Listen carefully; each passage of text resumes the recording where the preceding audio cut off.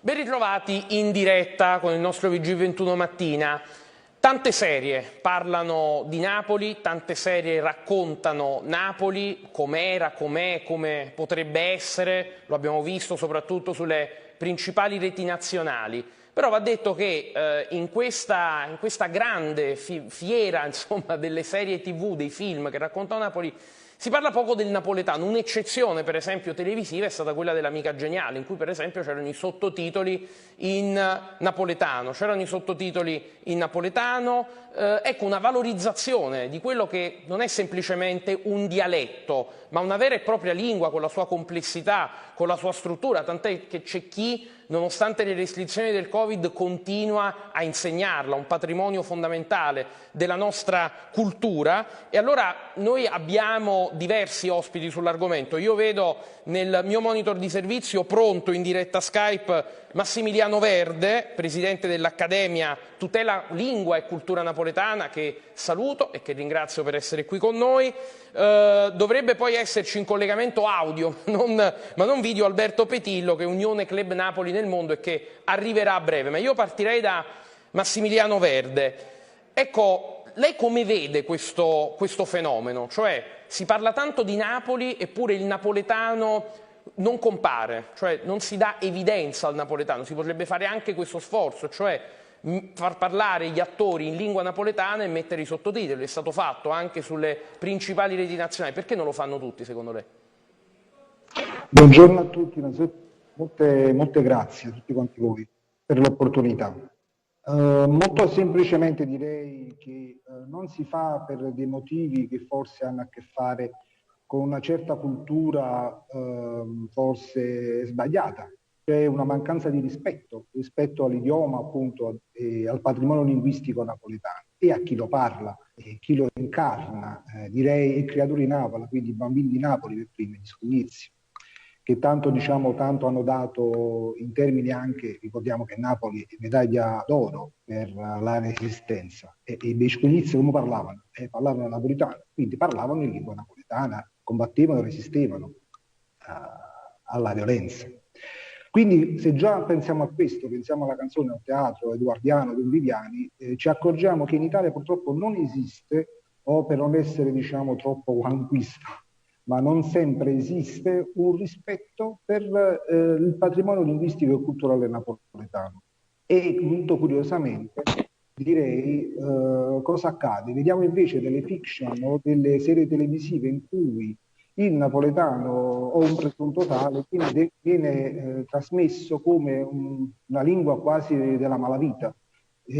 O peggio ancora, una lingua che comunque anche quando in effetti si vuole dare un presunto riscatto sociale, ma c'è sempre questa macchia del napoletano, dell'accento come risibile degradato. Questo è veramente una grave diciamo, mancanza di rispetto. Verde, io ho visto che su YouTube lei ma anche altri hanno creato dei video tutorial, insomma, dei veri e propri cicli di lezioni. Ci sono questi canali che cercano, insomma, a modo loro, proprio in questi ultimi mesi sono nati, tra l'altro, quindi è un segnale di reazione molto positivo, di resistenza culturale molto molto interessante. Ecco, come si riesce a insegnare il napoletano? C'è chi in questo momento le chiede lezioni di napoletano, chi sono, se tiene lezioni a distanza? Una mia curiosità. Sì, certamente sì, noi sviluppiamo anche dei corsi online. Tra l'altro io sono autore del primo corso di lingua e cultura napoletana di livello europeo, il famoso QCER, che è stato riconosciuto qualche annetto fa dal Comune di Napoli, quindi da una pubblica istituzione italiana, direi la nostra massima espressione.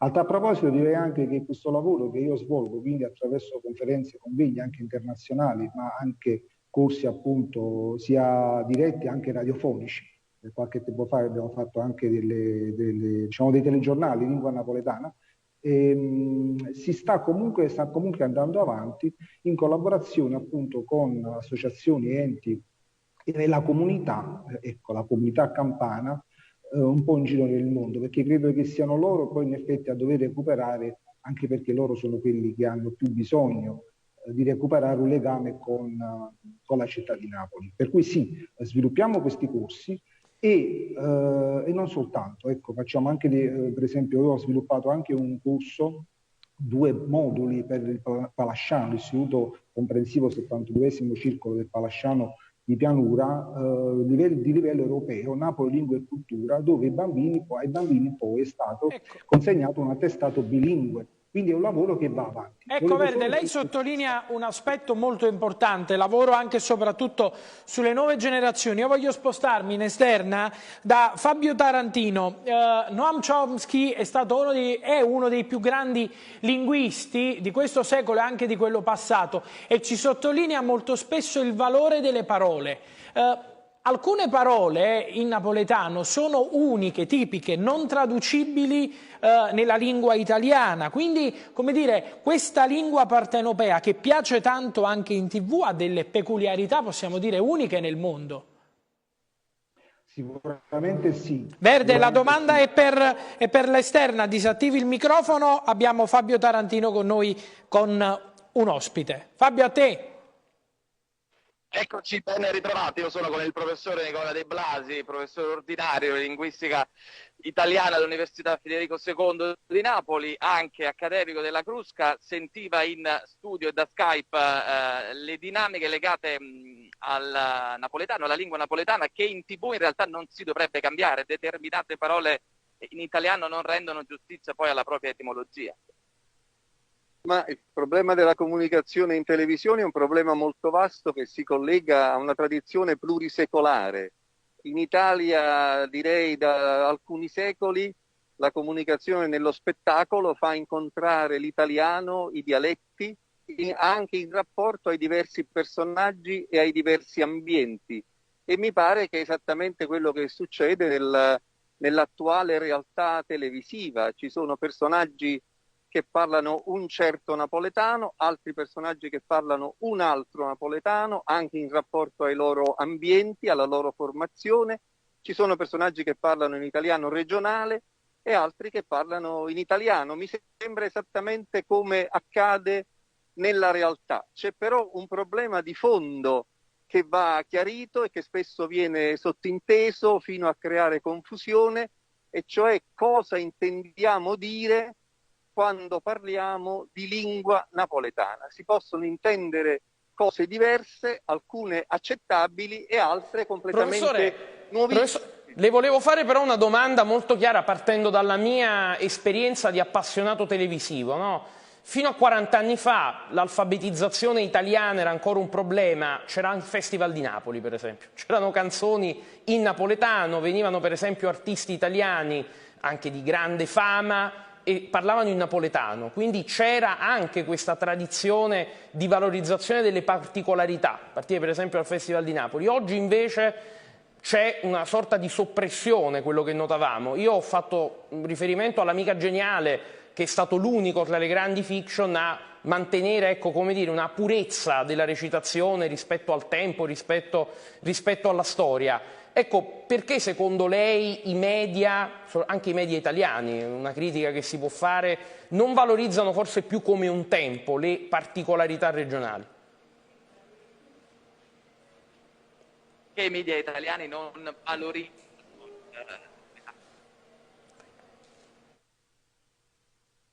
Ma io vedo anche una situazione diversa, perché è vero non c'è più il Festival di Napoli, però ci sono artisti, cantanti, uomini di teatro, il cinema che danno larghissimo spazio al napoletano e a diversi dialetti italiani. C'è addirittura qualcuno che dice che sia troppo lo spazio, altri dicono che è troppo poco. Mi sembrano anche posizioni da dimostrare.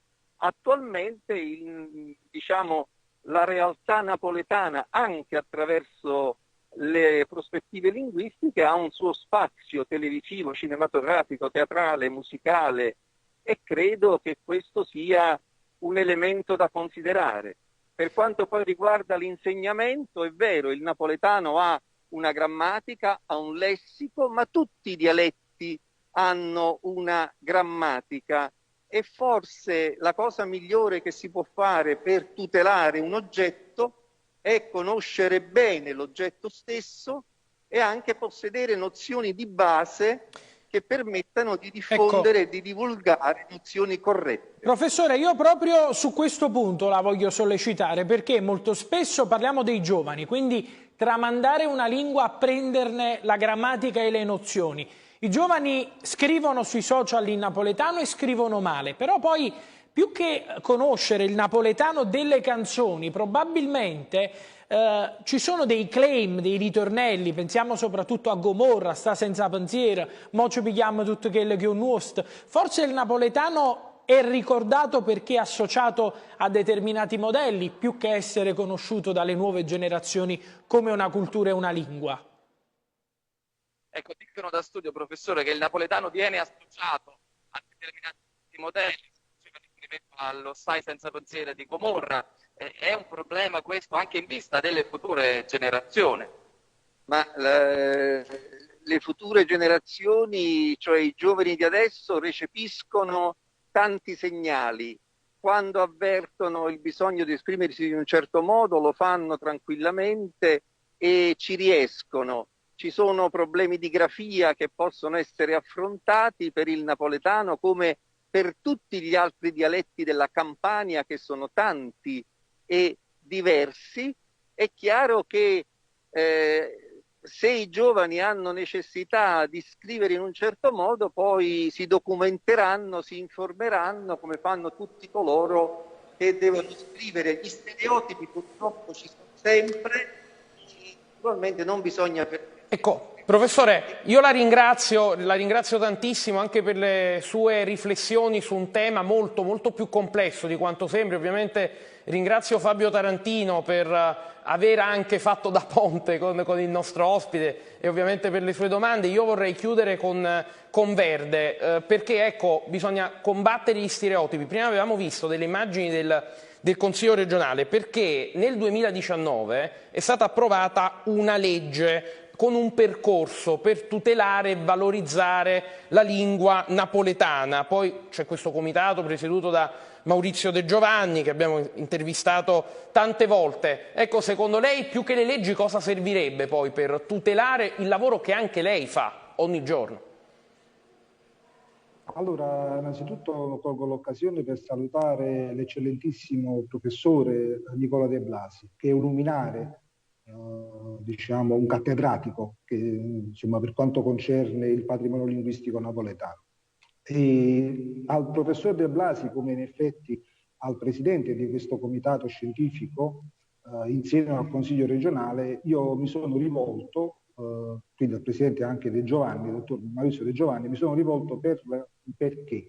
Proprio per far presente che assistiamo purtroppo ad una mancanza, un'assenza totale dell'insegnamento del napoletano a scuola. E soprattutto questo è molto più importante perché purtroppo assistiamo allo stesso tempo anche a una italianizzazione, quindi e anche una degradazione del napoletano medesimo. Faccio un esempio. Ecco, se io dovessi vedere o sentire la vite un morso, questa frase in italiano non ha senso e va a snaturare tranquillamente il senso profondo di questa frase, che è prettamente napoletana ed identità. Ecco, il senso del napoletano da tramandare, da conservare e da comunicare, un'opera che lei compie insieme a tanti altri, ovviamente va detto, e quindi la ringraziamo e le auguriamo buon lavoro, perché è un lavoro tramandare una lingua come il napoletano. Quindi grazie ancora a dottor Verde. Noi archiviamo questo segmento, poi passiamo a cose ancora più leggere.